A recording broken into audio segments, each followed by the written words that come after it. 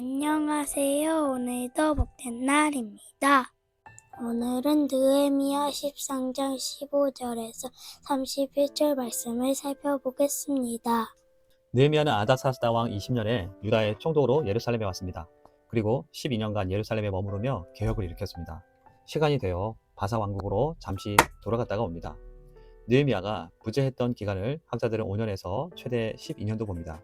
이 기간 동안 백성들은 서명하고 결단한 것으로부터 멀어집니다. 느헤미야가 왕에게 말미를 청하고 예루살렘으로 돌아와서 다시 개혁을 시도합니다. 느헤미야는 도비아가 머물던 성전의 방의 물건들을 정리하고 레위인들을 다시 세웠습니다. 그러나 이 일이 끝이 아니었습니다. 느헤미야가 부재 중인 사이 또 다른 일이 있었습니다. 그것은 안식일을 제대로 지키지 않은 것이었습니다. 안식일이 어떤 날입니까? 안식을 단순히 일하지 않는 날이 아니라 하나님이 이스라엘에게 너희는 내 것이다 라고 선언하신 날입니다. 출애굽기 20장 10절에는 일곱째 날은 내 하나님 여호와의 안식일인즉 즉 하나님께서 창조주이심을 기억하는 날입니다. 신명기 5장 15절에는 여호와께서 너를 인도하여 내었으므로 안식일을 지키라. 구원의 하나님을 기억하는 날입니다. 즉 백성들은 안식일을 지키며 하나님의 백성으로서의 정체성을 확인하는 날이죠. 내 삶의 주인은 하나님이시다. 유다 백성들의 정체성을 지켜주는 영적 심장 같은 날입니다. 그래서 이들은 안식일에 일을 하지 않았습니다. 나무 패는 일도 하지 않았습니다. 그런데 이날에 어떤 일이 벌어졌나요? 15절과 16절입니다. 그때 내가 본즉 유다에서 어떤 사람이 안식일에 술틀을 밟고 곡식단을 나귀에 실어 운반하며 포도주와 포도와 무화과와 여러 가지 짐을 지고 안식일에 예루살렘에 들어와서 음식물을 팔기로 그날에 내가 경계하였고 또 두로 사람이 예루살렘에 살며 물고기와 각양 물건을 가져다가 안식일에 예루살렘에서도 유다 자손에게 팔기로. 백성들은 안식일을 지키지 않고 있었습니다. 유다의 어떤 한 사람을 예로 들은 것은 지금 백성들이 이 사람과 같이 살고 있다는 것을 말하는 것입니다. 포도 수확 후 틀을 밟는 것은 가장 강도 높은 농업 노동이라고 합니다. 경제가 하나님보다 더 중요해진 것이죠. 곡식단을 나귀에 실어 운반했습니다. 운반하는 노동도 금지였습니다. 그리고 예루살렘으로 들어와 평상시와 같이 장사를 한 것입니다. 느헤미야는 이에 대해 하나님과의 언약을 깨뜨리는 고의적 죄인이 그만두라 경계했습니다. 특히 이방 상인이 안식일에 출입했습니다. 유다 백성들은 원래 안식일에 물건을 안 사는데 요즘 예루살렘 성 내에서도 안식일에 상거래가 이뤄지고 있다는 소문을 듣고 물건을 팔고 있는 것이죠. 이들은 하나님보다 오늘 장사 안 하면 손해인데 라는 마음이 더 컸던 것입니다. 그러자 느헤미야는 이 안식일을 지키도록 지도해야 할 리더들인 유다의 모든 귀인들을 꾸짖습니다. 지도자들이 먼저 무너졌던 것입니다. 17절과 18절입니다.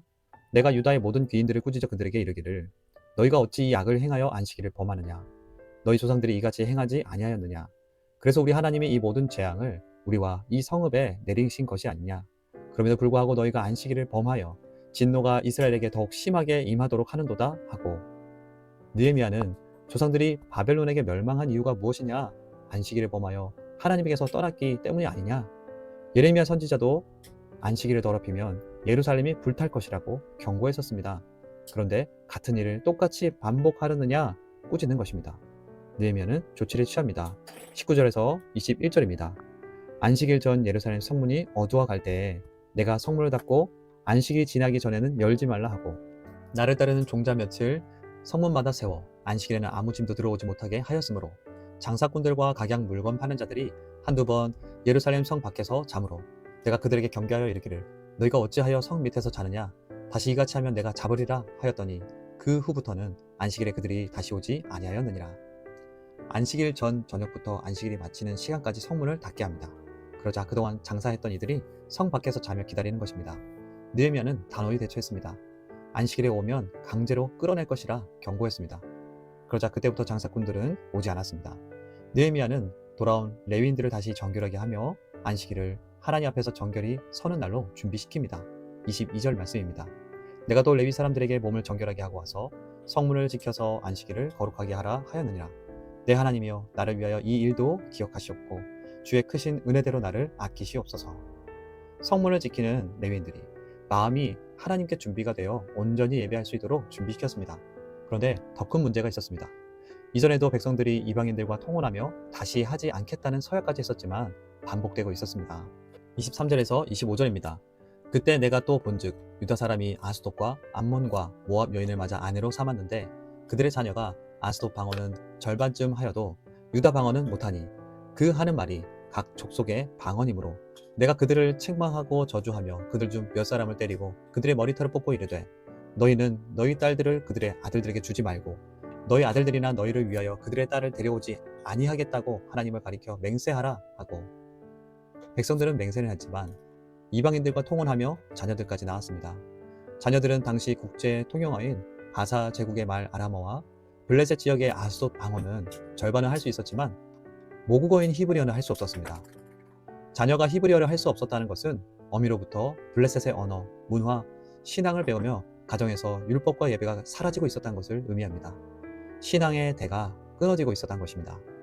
느헤미야는 이 일에 분노를 금하지 못합니다. 하나님의 언약을 깬 그들을 향해 책망하고 저주했습니다. 그들의 행위가 하나님 앞에서 저주받을 만큼 심각한 죄임을 공동체 전체에 선포한 것입니다. 그리고 그들을 때리고 머리털을 뽑아버리기까지 합니다. 느헤미야는 유다 총독으로서 그들의 죄악의 심각성을 체감하게 했습니다. 그리고 그들의 지도자들로부터 맹세를 받았습니다. 느헤미야의 행동이 폭력적으로 보이지만 이는 공동체의 영혼이 죽어가는 것에 대한 영적 리더의 결단이었습니다.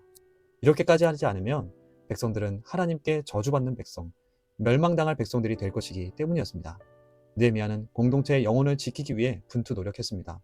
느헤미야는 솔로몬 왕의 예를 들으며 이 말을 듣기를 바랬습니다.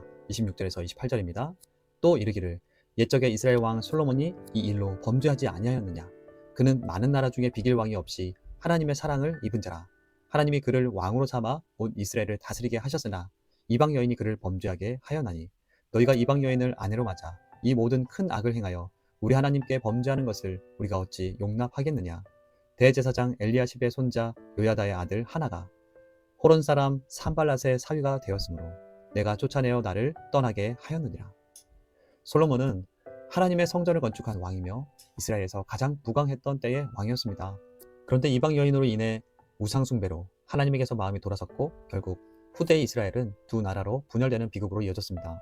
느헤미야는 솔로몬도 무너졌을 정도면 너희는 어떻겠느냐 말하는 것입니다.